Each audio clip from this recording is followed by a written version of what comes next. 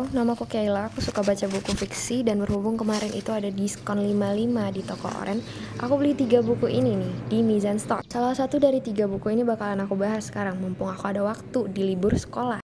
Jadi buku ini tuh namanya The Black Cat and Other Stories, karya Edgar Allan Poe. Buat kalian yang nggak tahu, Edgar Allan Poe itu adalah nama seorang penulis, penyair, editor, dan kritikus Amerika Serikat yang hidup pada abad ke-19. Jadi sesuai judulnya, buku ini tuh berisi kumpulan cerpen dari Edgar Allan Poe dan dibagi ke dalam 2 segmen. Yang pertama, kisah-kisah horor, dan yang kedua itu kisah-kisah detektif.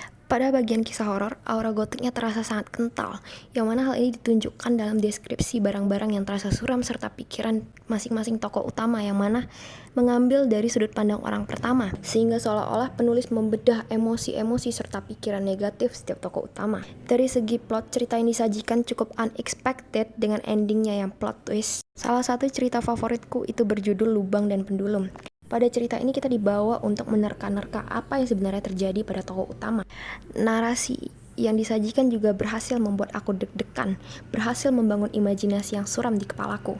Aku juga suka The Black Cat, karya yang fenomenal dari penulis ini, William Wilson, sama Tom Amontillado. Karakter-karakter di cerita ini rata-rata gila dan Edgar Allan Poe berhasil menuangkan kegilaan itu dalam bentuk tulisan. Sisanya cerita-cerita di sini cukup oke dan aku suka.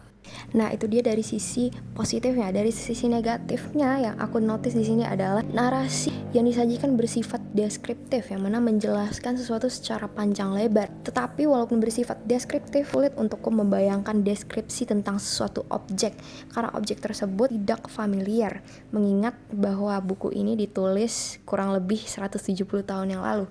Tentu ada perbedaan dengan masa sekarang. Selain itu, penggunaan tanda pisah yang cukup banyak bagiku lumayan mengganggu. Overall aku kasih rating 4,2 dari 5 bintang. Well, kita lanjut ke seri kisah-kisah detektif. Ini ada 3 cerita yang disajikan dan nyeritain tentang seorang detektif bernama Cavalier Auguste Dupin. Dia ini adalah seorang berkebangsaan Prancis dan merupakan bisa dibilang detektif amatiran. Ketiga cerita ini diambil dari sudut pandang teman Dupin, seseorang yang kita tidak ketahui namanya. Mungkin buat kalian yang udah gemar sama cerita-cerita detektif udah tahu ini tuh mirip banget sama ceritanya si Poirot sama Sherlock Holmes.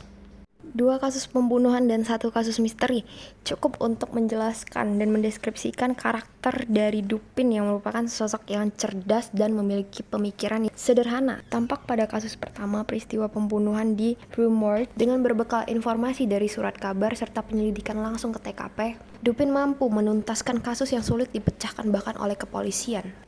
Untuk kasus kedua, misteri di balik pembunuhan Mary Roget, formula yang digunakan mirip dengan cerita pertama, yaitu dengan analisis koran. Dan dari sana Dupin menarik sebuah argumen serta kesimpulan. Ternyata cerita ini diambil dari kisah nyata, makanya endingnya cliffhanger karena di dunia nyata sendiri kasus ini belum terpecahkan sampai sekarang.